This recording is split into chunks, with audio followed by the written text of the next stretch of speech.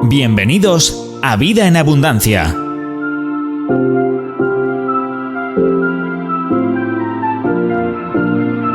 Jesús dijo: Yo he venido para que tengan vida y la tengan en abundancia.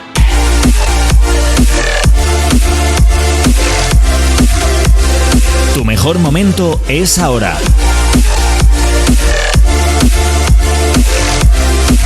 Llénate de fe, esperanza y amor.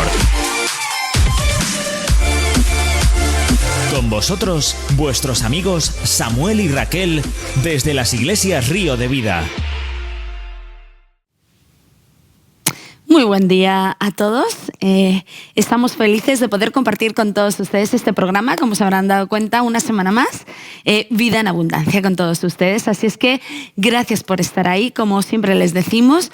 Es un honor y es una bendición poder compartir pues lo que Dios ha puesto en nuestro corazón para esta semana. Así es que, pues nada, vamos a dar comienzo. Me toca saludar, como siempre, pues a mi marido, pastor, en fin. Hola, Samuel. Hola, Raquel. Es que ya no sé ni cómo presentarte. Te habrás dado cuenta, ¿no? Bueno, preséntame como Samuel y ya está. Y es lo más fácil que hay. Así que... Bueno, pues les presento a Samuel. Samuel, saluda, por favor. Un saludo a toda la querida audiencia en este día tan especial. Espero que estén todos bien, que se encuentren bien.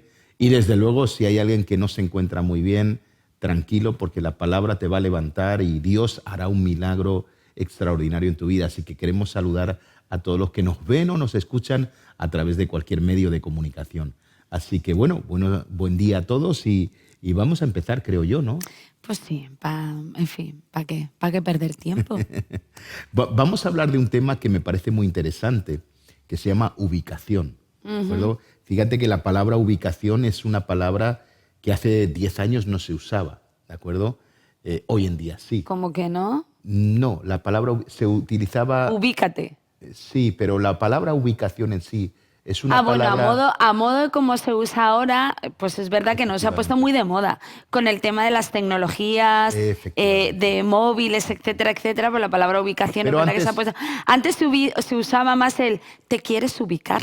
Sí, a modo feo. Cuando hablamos de ubicación estamos hablando en el pasado que probablemente uno llamaba a otra persona a través de un teléfono y le decía dime tu dirección y a través de un mapa se buscaba para llegar. Exactamente. Entonces no se solía usar la palabra ahora ubicación. Ya no se dice dame tu dirección, ahora se dice dame tu ubicación. Ni siquiera dame, es mándame tu ubicación, ¿no? Es una cosa bárbara. Entonces la palabra ubicación es una palabra que hemos incluido en nuestro lenguaje diario, que, hace 10 o 15 años no se usaba, pero hoy en día se usa, ¿no? Y cada vez se usa más, ¿no? Y es interesante. Y quiero hablar de esto, de ubicación, ¿no? Pero para poder hablar de ello, quiero hablar de algo, porque quiero enseñar algo, o queremos enseñar algo en esta mañana, que es muy interesante, y vamos a hablar de la ubicación, y vamos a ir a un pasaje precioso que está en Génesis capítulo 22, del 14 al 18. Génesis 22, del 14 al 18. Y vamos a hablar de este pasaje que me parece, Raquel, extraordinario. Vamos a leerlo. ¿Vale? Sí, vamos para allá. Abraham llamó a aquel lugar Yahvé Jireh, que significa el Señor proveerá. Hasta el día de hoy la gente todavía usa ese nombre como proverbio. En el monte del Señor será provisto. Luego el ángel del Señor volvió a llamar a Abraham desde el cielo. El Señor dice, ya que me has obedecido y no me has negado ni siquiera a tu hijo, tu único hijo, juro por mi nombre que ciertamente te bendeciré, multiplicaré tu descendencia hasta que sea incontable como las estrellas del cielo y la arena en la orilla del mar. Tus descendientes conquistarán las ciudades de tus enemigos y mediante tu descendencia todas las naciones de la tierra serán benditas. Todo eso porque me has obedecido. Me encanta la versión en la que lo has leído. Habitualmente mis versiones son muy buenas. Son muy buenas, sí. Me encanta la versión, pero quiero irme a la primera frase. Dice, y llamó a Abraham el nombre de aquel lugar, Yahvé Jireh, o el Señor proveerá, ¿no? Y él le puso un nombre a ese lugar, ¿no? Y me parece fascinante, ¿no? Pero fíjate que toda esta promesa que Dios le reitera a Abraham, es el final de una historia muy conflictiva, de un problema impresionante. O de una situación complicada, ciertamente. Situación complicada. Y este es el final de la historia, ¿no? Es el final donde Dios reitera su compromiso y su promesa con Abraham. Y tengo que decir algo, esta promesa en Cristo Jesús nos pertenece a nosotros. Cuando vemos las promesas que Dios le dio a Abraham, esas promesas le pertenecen también a la iglesia por medio de Cristo Jesús, ¿no? Y quizá hay personas que hoy nos pueden estar viendo, escuchando y decir, bueno, pues yo no tengo un sueño, no tengo una promesa todavía que el Señor me haya dado. Bueno, pues sería bueno que subrayaras y escribieras esta promesa, porque esta promesa es para todos aquellos que creemos en Jesús. ¿De acuerdo? Entonces, las promesas de Abraham se han hecho nominativas hacia nosotros, ¿no? Y ahora nos pertenecen a nosotros, ¿no? Así que quería introducir con eso. Pero volviendo al tema que estábamos hablando antes, hoy en día es muy fácil encontrarnos, ¿no? En WhatsApp tenemos un botón que dice enviar la ubicación, ¿no? Entonces, si tú quieres saber dónde yo estoy o yo quiero saber dónde tú estás para encontrarnos, pues yo te mando la ubicación y ya no pedimos la dirección, no nos interesa la dirección, pedimos directamente la ubicación, ¿no? El otro día, cuando mi coche se quedó tirado en la carretera, el de la grúa, no me preguntó en qué kilómetro estaba, me dijo, mándame tu ubicación. Así que fue mucho más fácil. Curioso. Sí, yo le envié, porque a veces uno se queda tirado en medio de la autopista y tiene que mirar rayos dónde está el número del kilómetro donde estoy como metido, sea de ¿no? noche lo tienes difícil. Claro, y eso fue lo que me pasó. Y le mandé la ubicación. Bueno, quiere decir que ha sido un adelanto bueno. Ha sido un buen adelanto, efectivamente. ¿Sí? Pero, ¿sabes? Dentro del WhatsApp hay no solamente enviar la ubicación, sino enviar tu ubicación en tiempo real. Exacto. O sea, que es muy bonito porque tú puedes ir viendo por dónde la otra persona viene con el coche. Bueno, puede ser muy bonito o puede ser muy, muy horrible, pero... Hombre, creo que entre amigos o gente que desea es muy bonito, claro. Es muy bonito, ¿no? Y esa es lo que es ubicación. Porque creo que también te pueden espiar con eso o pueden hacer un seguimiento de por dónde vas por causa de tu antena y, ¿no? Sí, bueno, sí, pero es un lío de esos. Tendrías que autorizar tú para que entonces está bien. Eso sucediera. Pero la idea de esto es saber por dónde llega la persona y sobre todo para aquellos que quizá estamos trabajando, al ver la ubicación en tiempo real, sabemos más o menos cuánto va a tardar en llegar. En llegar la persona y así nadie llega tarde. Sí, el otro día, por ejemplo, me tenía que llegar un paquete y en esa compañía ellos te mandan la ubicación en tiempo real del mensajero. ¡Oh, qué genial! Entonces, uno de los problemas que hay con los mensajeros es que siempre te quedas... Que nunca sabes a qué hora van a llegar. Bueno, y parece pues, una pérdida al día. Esta compañía tú lo miras y tú vas viendo cómo el paquete así si por estás dónde va. Fuera o lo que sea, te da tiempo a llegar a casa. Entonces, desde que sale desde su base, genial. Tú ves por dónde va parando el chofer hasta que llega a tu casa y más o menos dice, pues mira, puedo sacar al perro, me da tiempo y volver que va a venir, ¿no? Entonces, ese tipo de cosas. Y bueno, es interesante todo esto de la ubicación. Y esta pasada semana yo estaba buscando al Señor y el Señor me mandó una ubicación y es este texto y quiero compartirlo con todos nosotros, ¿no? Y la ubicación era esta. El lugar se llama Yahvé Jireh, o en el monte de Dios será provisto. Ese es como dice el texto que tú has leído, el proverbio dice que en el monte de Dios será provisto. Será provisto. Es un gran secreto, en el monte de Dios será provisto. Ahora, la gran pregunta es, ¿dónde rayos está ese monte?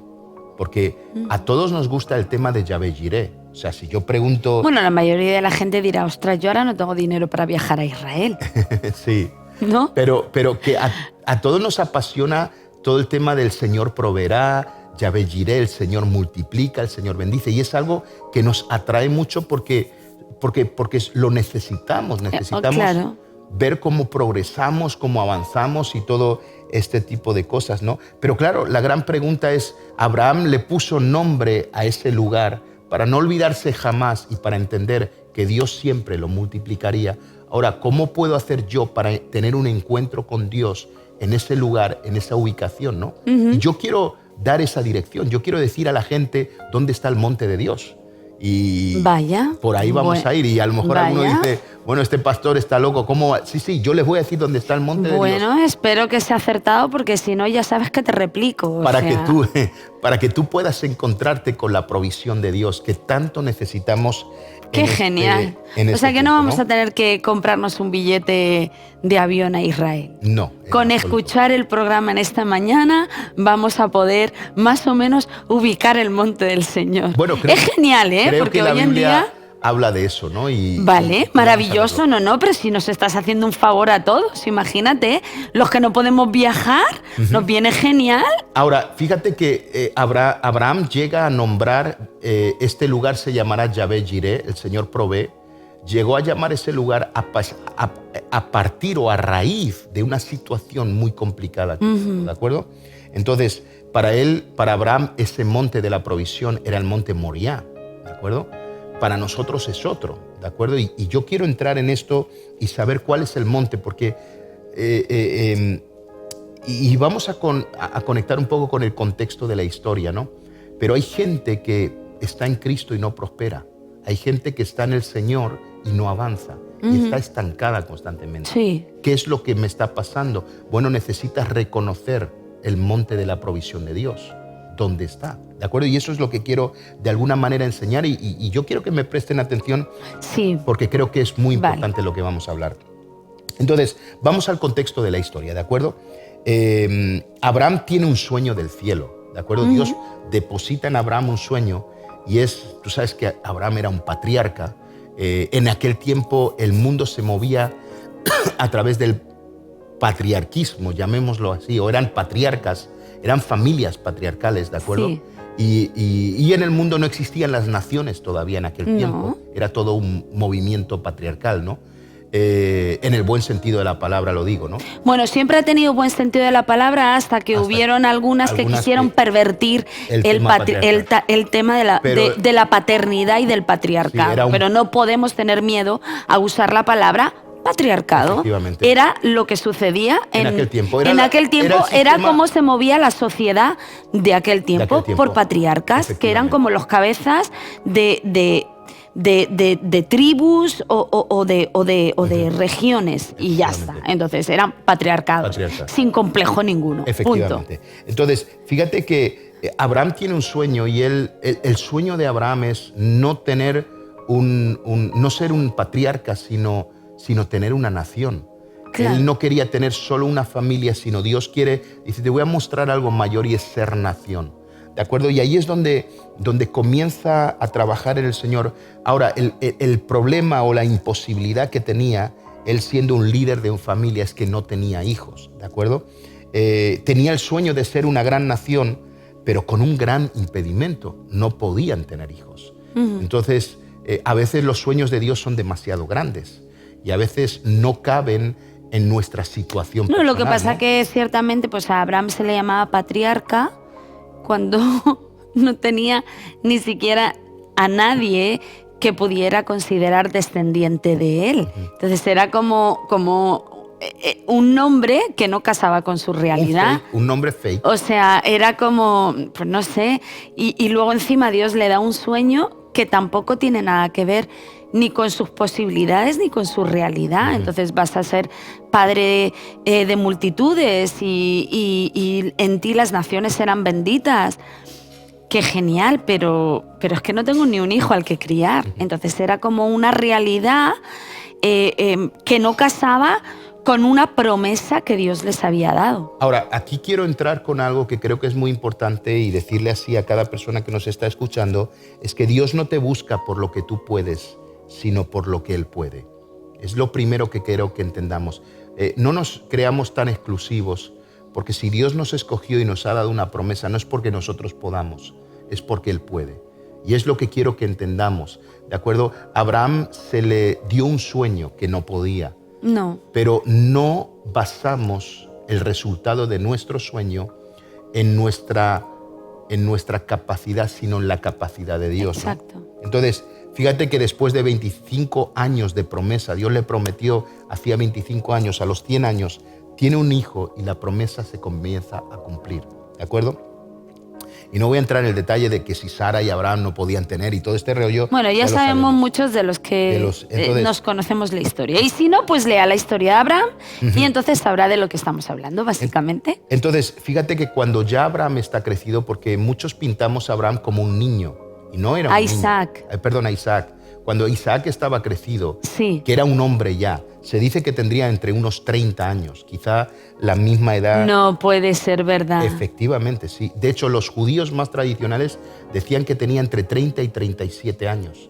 Yo me imagino cuando Dios le dice a Abraham que sacrifique a Isaac, Isaac tenía entre 30 y 37 años. Eso dicen los judíos tradicionales, y yo me imagino por la imagen que lo que Abraham estaba haciendo con lo que hizo nuestro Padre Celestial con Cristo, yo me imagino que posiblemente Isaac tendría 33 años. Pero bueno, es algo que yo supongo. Bueno, eso es lo que tú supones por entrelazar a Jesús con Isaac, que es el único segundo hombre al que se es sacrificado. Y entonces Dios le pide, dice, mira, Abraham, quiero que me sacrifiques. Pero espérate, que qué fuerte, ¿no? Sí. Porque un niño por ahí sigue a su padre de manera inocente, pero un hombre es mucho más consciente por su madurez de lo que está pasando. O sea que creo que en la edad la historia se magnifica, porque ya no es solamente Abraham obedeciendo,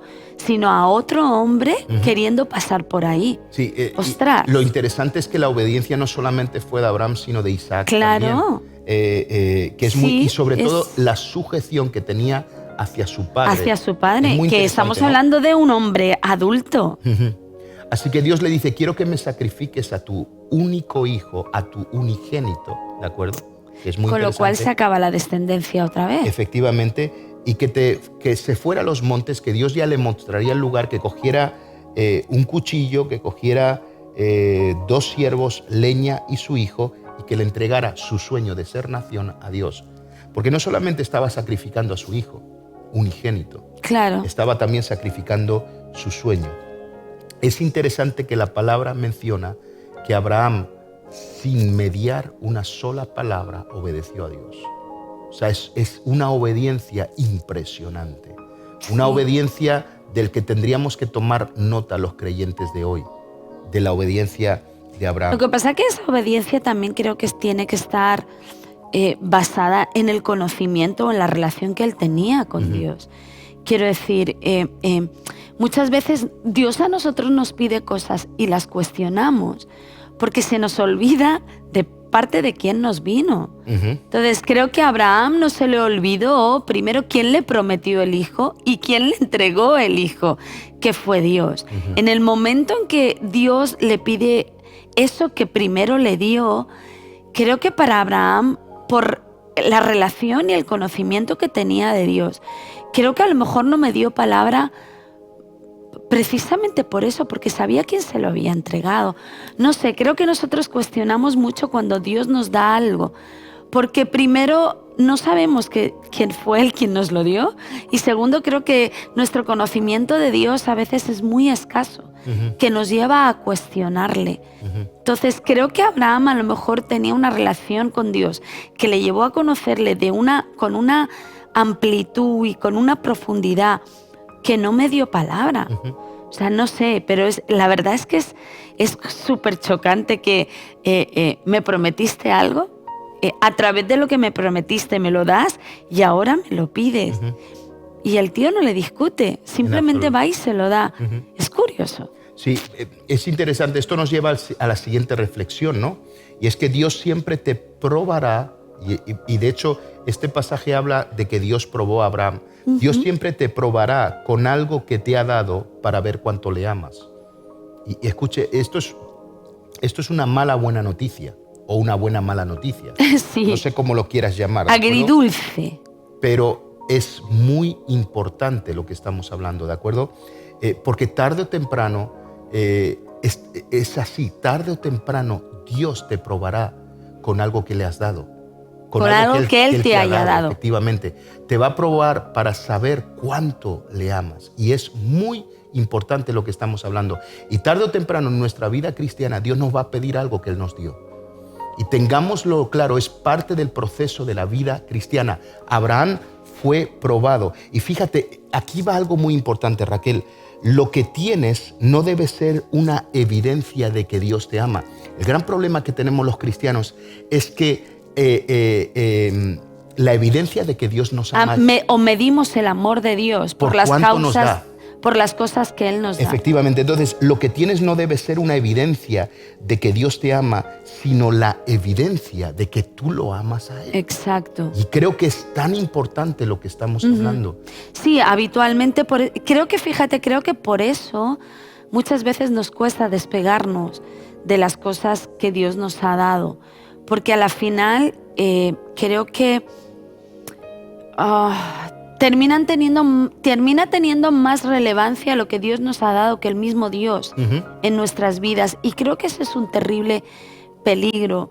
Y es verdad que muchas veces nos sentimos más amados por Dios por consecuencia de que Dios responda a las oraciones que hemos hecho, o por consecuencia de que Dios nos dé lo que necesitamos, o por consecuencia que tengamos lo que hemos deseado. Y entonces en ese momento decimos, oh, wow, cuánto Dios me ama, ¿no?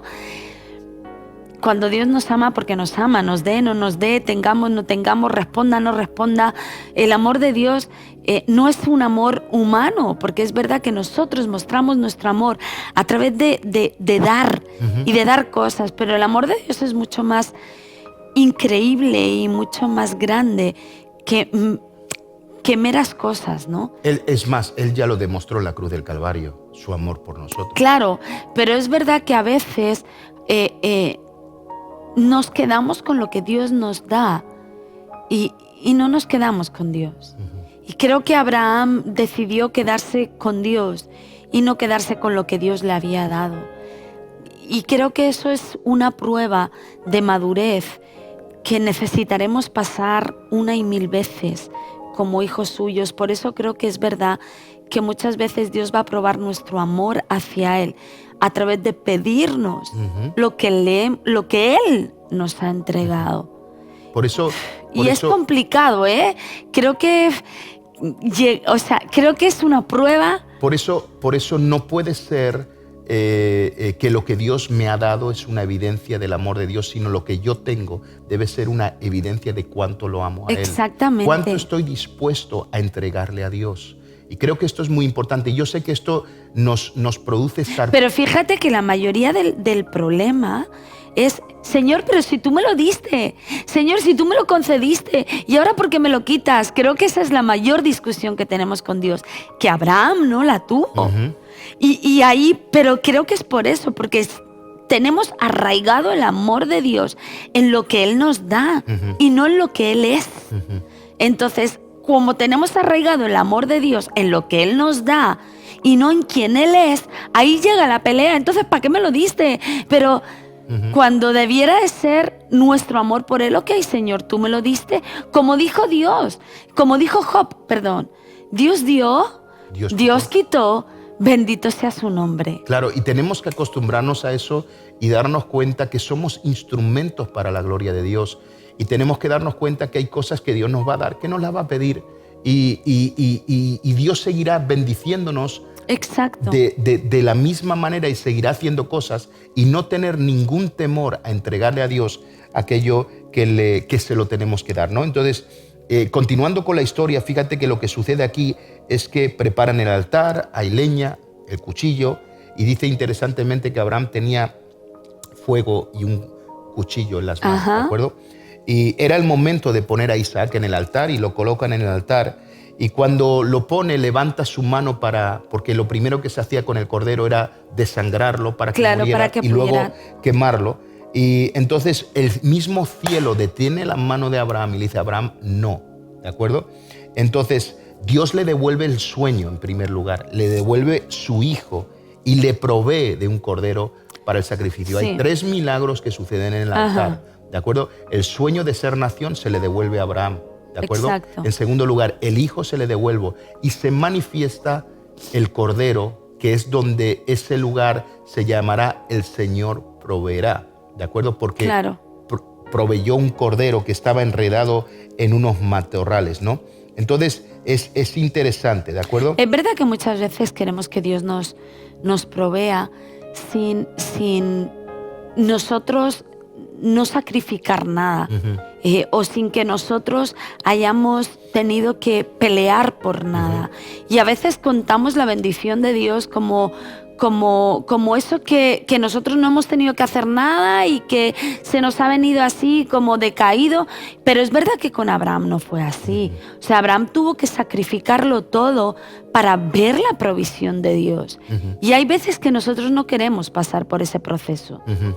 Y luego, cuando pasamos por ese proceso, luego nos cuesta mucho considerar el milagro como provisión de Dios, porque parece que ha sido producto de lo que nosotros hemos hecho y no de lo que Dios estaba haciendo a través de nosotros, ¿no? Ahora, la gran pregunta es ¿por qué Dios hizo esto con Abraham y le hizo pasar los peores días de su vida? Uy, sí. Porque fueron 3 días de dolor y de angustia en la vida de Abraham que no se lo deseo a nadie. Oye, pero y en la vida de Isaac, porque si ya era un hombre, claro, no era tonto. ¿Qué estaba tratando de hacer Dios con él? Y esto es algo para nosotros como creyentes.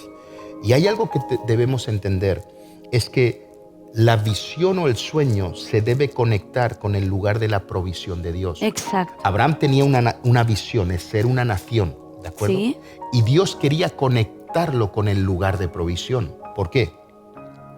Porque yo lo he escrito así, la visión se tiene que conectar con el lugar de provisión. Eso fue lo que Dios quiso hacer con Abraham. El problema es que Dios nos ha dado sueños, nos ha dado visiones, pero hasta que no lo conectemos con el lugar de provisión, este es Yahvé Jireh. Este lugar se llamará Yahvé Jireh. El Señor proveerá. Y como dice el proverbio, en el monte de Dios será provisto, ¿de acuerdo? Hasta que no lleguemos a ese momento de conexión, jamás podremos cumplir ese sueño o esa visión que Dios nos ha entregado. Hombre, todo sueño necesita de su provisión, ¿no? Entonces, y fíjate, Raquel, que hay veces que la necesidad y el dolor, como estaba experimentando Abraham, tan duro y tan fuerte, es el lugar, es la conexión del sueño con el lugar de la provisión. A veces no entendemos que situaciones que estamos pasando terribles, que las cosas nos van mal, que no entendemos lo que está pasando, que estamos en el Señor firmes, amamos al Señor con todo el corazón, pero hay algo que está chocando, hay algo que no sale. Y no nos damos cuenta que en medio de ese dolor Dios quiere conectar nuestro sueño, nuestra visión con el lugar de provisión de Dios. Por eso era necesario que Dios le pidiera esto a Abraham, no porque quería hacerle mal, sino porque quería conectar su visión con el lugar de provisión de Dios. Pero es que luego también es verdad que si todo sueño necesita su provisión, es cierto que Dios también tiene que... Es interesante que, perdóname, sigue. La palabra provisión tiene que ver con visión. Claro, obviamente. Y la palabra pro es para la visión. Claro, pero que me refiero que luego también...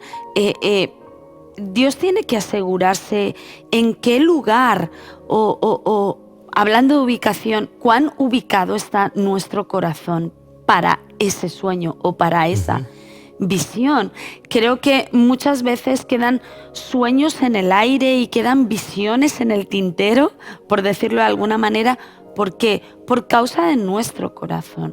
Nuestro corazón no está ubicado, nuestro corazón no está preparado, nuestro corazón no está correcto como para llevar adelante ese sueño. La culpa no es de Dios, ¿vale? La culpa, una vez más, será nuestra. ¿Por qué? Porque hemos decidido adorar al sueño, hemos decidido adorar la visión, y si en el proceso suceden cosas para madurar nuestro corazón y hacerlo apto para llevar adelante nuestro sueño, nosotros nos rebelamos como gente inmadura. Entonces creo que el proceso de provisión es el proceso de maduración o de madurar nuestro corazón para que ese sueño pueda ser lo que Dios ha determinado que sea y no haya ninguna inmadurez o no haya nada en nosotros que pueda estropearlo.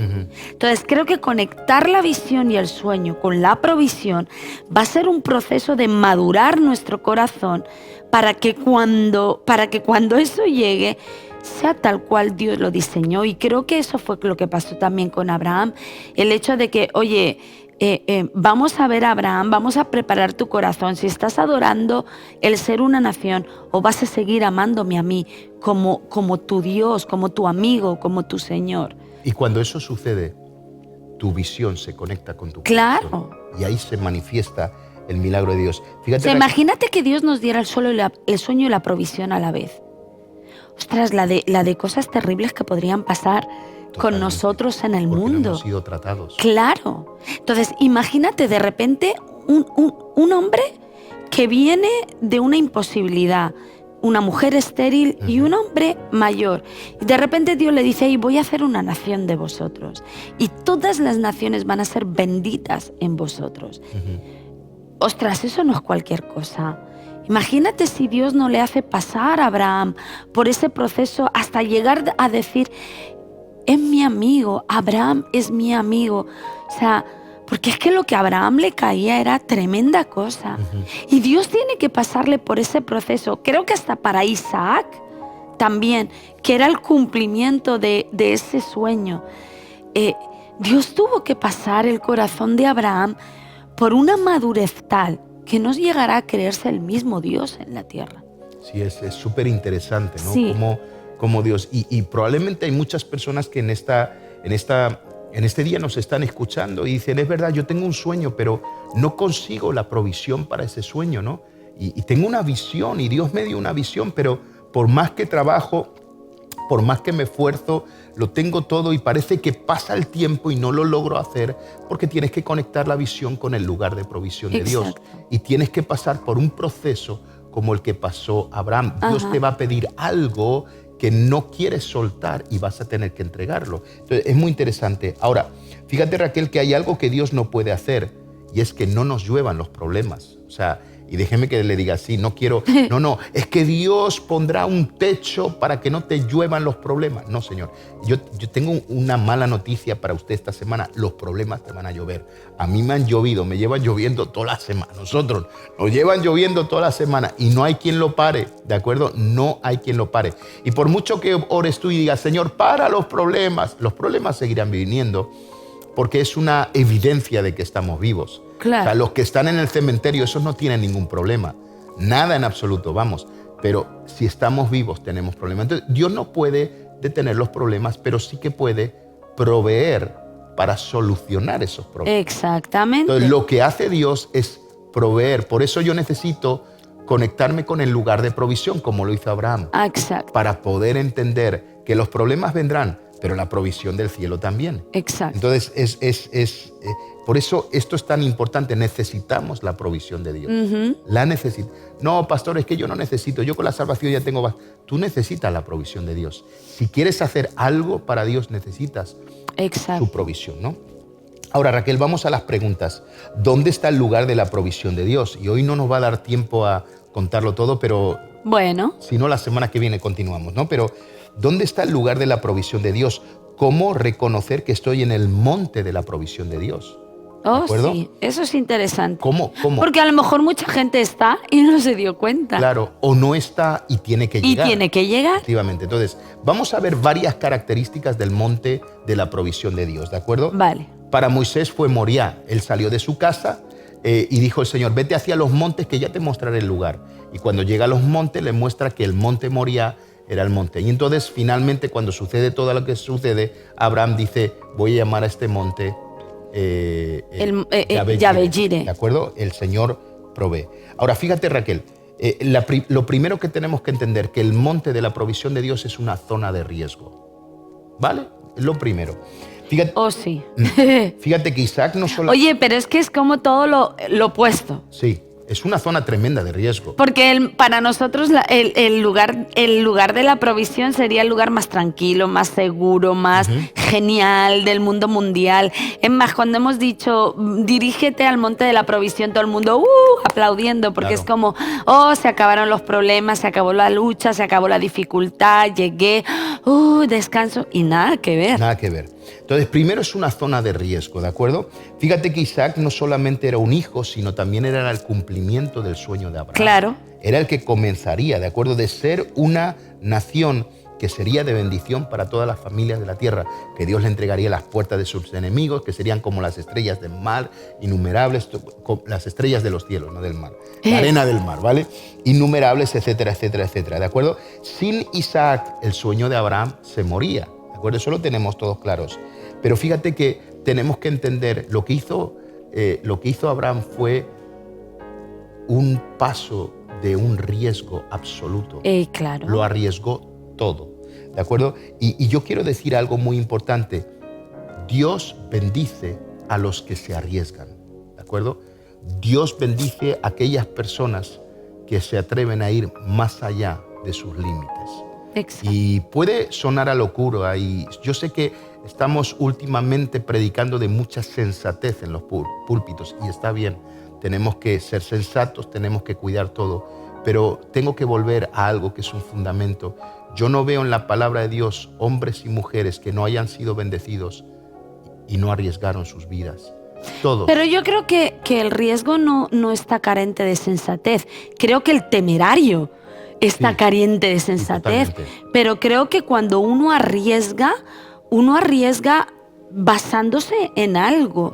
O sea, creo que y tú lo puedes ver en el tema empresarial, en el tema de inversiones, etcétera, etcétera. Cuando uno invierte o cuando uno ha estudiado primero el mercado, o sea, el riesgo no creo que sea insensato. El riesgo está basado en algo que uno ha estudiado, que uno sabe que existe y tal, pero tiene que dar ese paso más, y a ese paso más se le llama riesgo. Totalmente. Creo que la gente temeraria es la gente insensata que hace las cosas por hacerlas. Pero creo que los hombres de Dios, los hijos de Dios, somos arriesgados. ¿Por qué? Porque sabemos dar ese paso más, que aunque nosotros no sepamos lo que hay detrás, pero si vamos respaldados por algo que se llama Dios, se llama su promesa, se llama su palabra. Entonces, creo que la gente arriesgada no es gente insensata. No, en absoluto.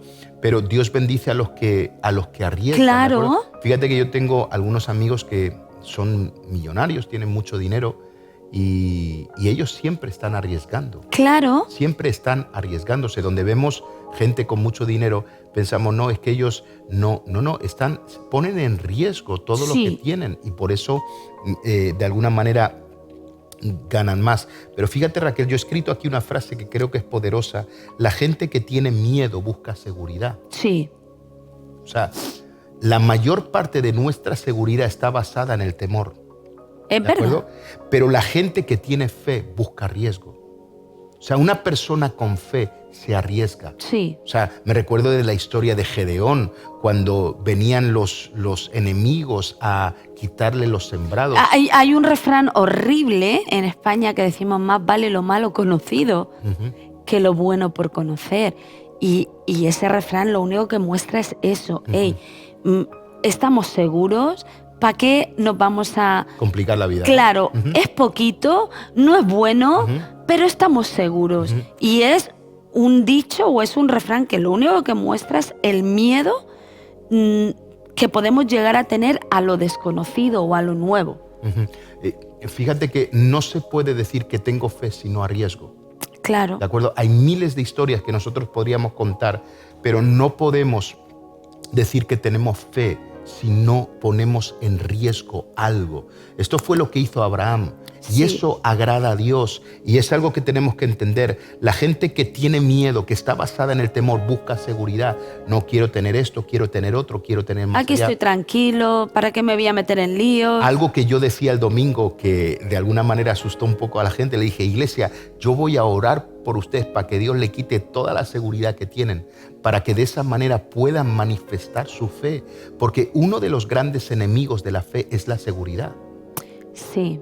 Entonces, la seguridad... Es que es muy tramposa. Claro. Quiero decir, ¿por qué? Porque a veces con la seguridad viene el conformismo, viene la apatía, viene el no desear cosas mejores o el estar tranquilo y no moverme. Uno tiene que tener... claro que queremos seguridad, pero nuestra seguridad es Cristo. pero es que Cristo también son retos.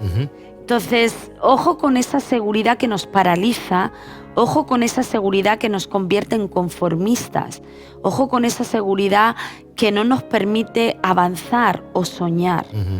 Por eso, como Abraham, sal de tu casa y muévete, ya Dios te mostrará, ¿de acuerdo? Es más, esto es interesante, pero Dios jamás te muestra dónde vas si va contigo. ¿Vale? Es como cuando yo voy con uno de mis hijos, ¿para qué le voy a decir dónde vamos si viene conmigo y sé que va a llegar? Claro. ¿De acuerdo? Entonces, claro. Cuando no sabes es porque Dios te está llevando, pero tenemos que volver a ponernos en riesgo, ponernos en las manos de Dios, decir, Señor, dependo completamente de ti, Señor. Acabo de hacer algo que si tú no me sostienes, Señor, yo me hundo. ¿De acuerdo? Tenemos que arriesgar. Pedro lo hizo cuando saltó de la barca. Claro. Gedeón lo hizo cuando salía por las noches a cosechar. Hay tantos en la palabra de Dios que se arriesgan. David cuando se expuso delante del Goliat. La iglesia primitiva, cada vez que predicaba o se reunían, se ponían en riesgo. Estamos muy cómodos, estamos muy seguros. Y toda la seguridad que tenemos ha sido motivada y ojo, por el temor. Que traducimos bendición con seguridad. Fíjate, para nosotros ser bendecidos es estar seguros, tranquilos. Por eso, Raquel, necesitamos que Dios remueva toda seguridad para que volvamos a depender completamente en Él en este tiempo. Eso es cierto. ¿De acuerdo? Porque, mira, cuántas veces yo me he dado cuenta que la gente que de repente no tiene nada y necesitan que Dios les dé trabajo, tal, vienen a la iglesia, no paran, En el momento que Dios los prospera, que Dios los bendice, desaparecidos en combate. Lo que pasa es que para ahora nosotros, tengo mucho trabajo, tengo mucha seguridad y yo oro para que Dios quite seguridad, porque la seguridad nos está alejando. Lo que pasa es que para nosotros seguridad es igual a tranquilidad y no a confianza. El verdadero significado de seguridad para un hijo de Dios tendría que ser igual a confianza, a confiar en Dios. Y cuando tú confías en Dios, da igual el reto que Dios te plantee, da igual lo que venga, tú estás confiado. Pero para nosotros seguridad es igual a tranquilidad, o sea, a que no pase nada, a que estemos bien, a que todo esté como siempre, a no tener muchos altibajos ni muchos movimientos bruscos. Entonces creo que tenemos que recuperar el verdadero significado de seguridad para un hijo de Dios, que es igual a confianza. Confiar en Dios. Y si nuestra seguridad es igual a confianza, da igual lo que venga en la vida, da igual los retos que Dios ponga por delante nuestra, da igual hacia dónde Dios nos lleve, estamos confiados. Con lo igual no importa lo que pase, estamos confiados. Pero claro, si sigue siendo seguridad igual a tranquilidad, pues que no nos pase nada en la vida. Es interesante que el que arriesga confía en Dios. Claro. ¿De acuerdo? Es como cuando yo he tenido un hijo pequeño, le he dicho, lo he puesto a cierta altura, le he dicho, tírate, no papá que me voy a caer. Pero todos los que somos papás sabemos que en cuanto que ¿cómo vamos a dejar caer a nuestros hijos? ¿De acuerdo? Esto es lo mismo. Necesitamos atrever a tirarnos y dejar que Dios nos tome en sus brazos, ¿no? Claro. Hay demasiado, perdónenme la expresión, pero hay demasiado cristianito seguro en este tiempo. Gente que está muy seguro, que lo tiene todo bajo control, pero necesitamos extender nuestro brazo al cielo y tener una total dependencia de Dios, porque jamás entraremos en el monte de la provisión de Dios hasta que no arriesguemos. Hasta que no arriesguemos. Fíjate que para mí lo que Dios le dice a Abraham es complicado, porque nosotros hubiéramos deseado que Dios nos dijera a dónde vamos, pero no lo que vamos a pasar. Totalmente. Pero con Abraham es al revés. Con Abraham le dice, oye, mira, que me vas a sacrificar a tu hijo. ¿Dónde lo vas a hacer? Ay, eso ya no te lo voy a decir.